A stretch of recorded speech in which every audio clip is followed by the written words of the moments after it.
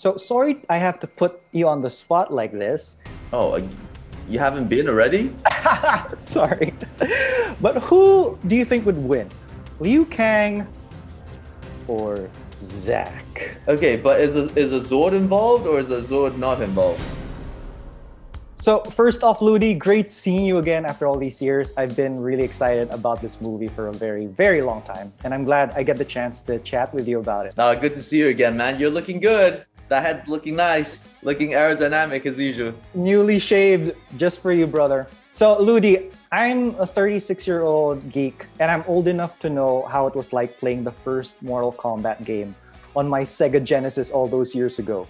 Was Liu Kang the character you usually chose when you played the game back in the day? Oh, wait, Chris, I thought you were talking about me because that's exactly who I am. We're in the same boat here. Liu Kang was, I think, everyone's character. And I think I had more of a straight, narrow justice leaning bent when I was playing those games anyways. I always related to the characters like Ryu and Liu Kang and all the main characters who just stood up for justice, you know, because that's who I wanted to be. And plus, he was just super powerful and super cheap. I mean, he doesn't have many moves, but one of his hits would take so much life off the other person. It was so unfair, but it doesn't matter because as a kid, especially in the arcades, you don't have that many quarters, so you have to make it count.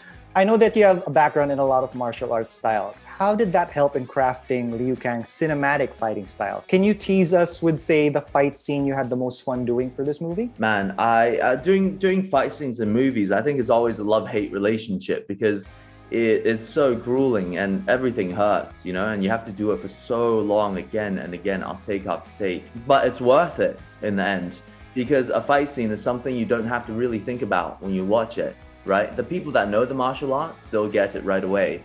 But the people that don't, they'll just sit there and they'll feel it in their gut. And that's what action is. It's such an honest and open and direct language for communication and for communicating emotions. And in the words of my brother in arms, Max Huang, who plays Kung Lao, he calls it emotion with motion. So that's what he wants to communicate. And I feel exactly the same way. I wanted to draw something different from Liu Kang, and most of all, I wanted people to feel what he felt like inside. You know, those fancy moves are going to be there no matter what. I want the fire to symbolize something. I want the kicks to symbolize something, whether it's pain, whether it's love, whether it's sacrifice. When people see that on screen, I wanted people to feel that. So that was kind of an experiment for myself, and I hope people like it. Speaking of your version of Liu Kang, are there any differences or similarities between your version of Liu Kang and the one we saw back in the 90s? Well, they're both named Liu Kang. He's still Liu Kang. Maybe the hair. Yeah, I mean, I think of Liu Kang in this version just as a reincarnation. And I think each time the Mortal Kombat story starts over again, and it's done so a few times in the video game series, I just think of the Mortal Kombat universe as this karmic wheel that spins around and around and around. And all I'm trying to add is my Liu Kang that would fit into this world. And who is that? Funny enough, my partner brought this to my attention because I've been telling people that I thought of Liu Kang as my version of Liu Kang anyways, right? As a lone wolf looking for his pack. But then I was shown these interviews when I did Power Rangers over here, and I said the exact same thing about Zack. So I'm gonna change my answer now. I'm gonna say Liu Kang is the renegade lion, the lone lion looking for his pride, which could be true because he comes from the light, and I think that's what the lion symbolizes. You know, each character I play, I want to give myself a little bit to the character, and sometimes a lot, and sometimes too much to the character. But when I finish, the character leaves something within me and I grow a little bit. And I think that's the journey from over here to over there. It's a bit brighter now, and he has a bit more pride, and he's just looking for more. And in a movie like Mortal Kombat, I really found it. So of course I've got to ask, do you still keep in touch with your Power Rangers family? Yeah, me and Dako were just talking recently, and because I had found this tape I did for what was supposed to be Zack's entrance scene in the Power Rangers movie. And we shot it, everything. We shot it for 5 days. It was me on a train filming a YouTube video, and that's how I make money to make ends meet to help my mom. It was stunning. And I had the tape I did to pitch to the director on how I would do it. And we filmed it. and I was trying to find the original script. So I got in touch with Dacre and everybody to see if we can find it. Working together on a film set, it's such a special experience because it's tough, man. It's really tough. And I know I sound like a sissy right now because people are like, what? You're actors, you got trailers, you got this and you got that. It's Hollywood, it's really tough. But like mentally, you put a lot out there. We still gel together as a family. We go through that experience and we gel. So yeah, we'll never break that bond. We'll always be a family, always be friends. It's nice to know that Zack's character was sort of like a budding YouTuber as well. So that makes me happy. We have something in common, yeah. Looking back on your time with Power Rangers, what was the one thing you've learned in that experience that you still keep with you until this day? The one thing I learned was not to take this too seriously. And I'm still learning that lesson. Whether times are difficult, like right now, and whether it's fun, whether it's smooth sailing, it's all just temporary. You know, it's all just in the flow of things. Because when we did Rangers, we didn't know if it was going to go for 1 film or 7 films, right? We were hopeful, but it turns out we were meant for other things. But what we did, we still cherish. So not to take anything too seriously, but just seriously enough. So sorry I have to put you on the spot like this. Oh, you haven't been already? Sorry. But who do you think would win?